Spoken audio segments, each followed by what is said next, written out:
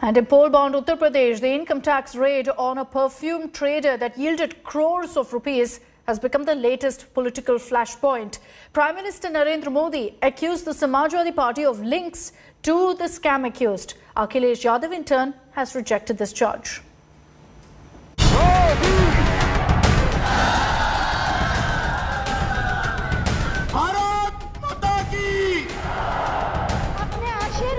The political temperature in pole-bound Uttar Pradesh is rising. And the latest flashpoint is this raid. This massive haul from Kanpur-based perfume trader has led to a fierce escalation in the war of words between BJP and the Samajwadi Party. BJP, right from the beginning, has been alleging a link between Samajwadi Party and the perfume baron. On Tuesday, Prime Minister Narendra Modi, who was in Kanpur to inaugurate the metro, took on Akhilesh Yadav head-on. जो लोग पहले सरकार में थे, वो इस मानसिकता के साथ सरकार चलाते थे कि 5 साल के लिए लॉटरी लगी है, जितना हो सके यूपी को लूटते चलो, लूट लो. The Prime Minister made several references to the raid on perfume baron to hammer his claim that SP is corrupt. 2017 से पहले भ्रष्टाचार का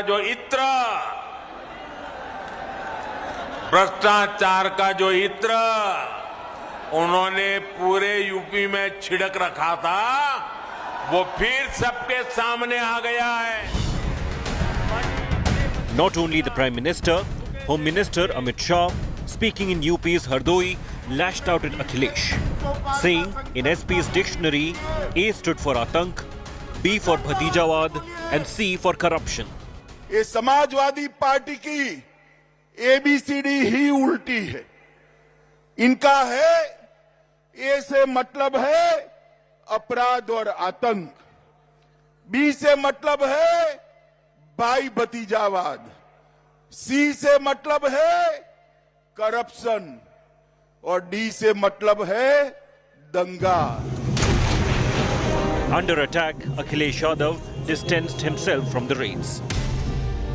जिसने समाजवादी इत्र बनाया था उसका नाम पुष्पराज जैन है और जिसके यहाँ छापा पड़ा है वो पीयूष जैन है. दोनों में कॉमन ये है कि एक ही मोहल्ले में रहने वाले, एक ही शहर के रहने वाले, एक ही तरह का कारोबार करते हैं. मुझे लगता है कि भारतीय जनता पार्टी समाजवादियों पे छापा मारने के चक्कर में उनके कंप्यूटर ने जो नाम दिखाया वो दूसरा नाम दिखा दिया. गलती से वहां पहुंच गए जहां पर बीजेपी का खुद का पैसा रखा हुआ था.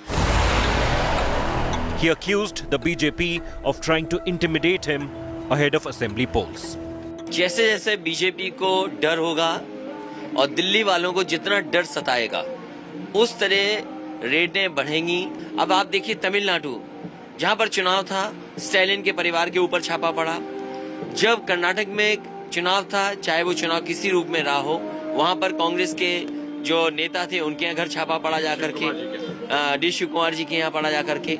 इसी तरह बंगाल में देखा कि जहां पर केंद्रीय एजेंसियों ने लगातार वहां के लोगों को परेशान और लोगों के ऊपर छापे मारे. This multi-crore cash haul is becoming a talking point not just in UP but across the country. The man at the heart of the biggest cash haul, Piyush Jain, remains in 14-day police custody.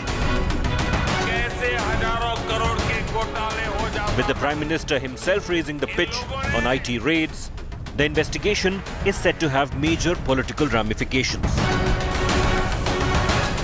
With Amit Bharadwaj in Kanpur, Bureau Report, India Today.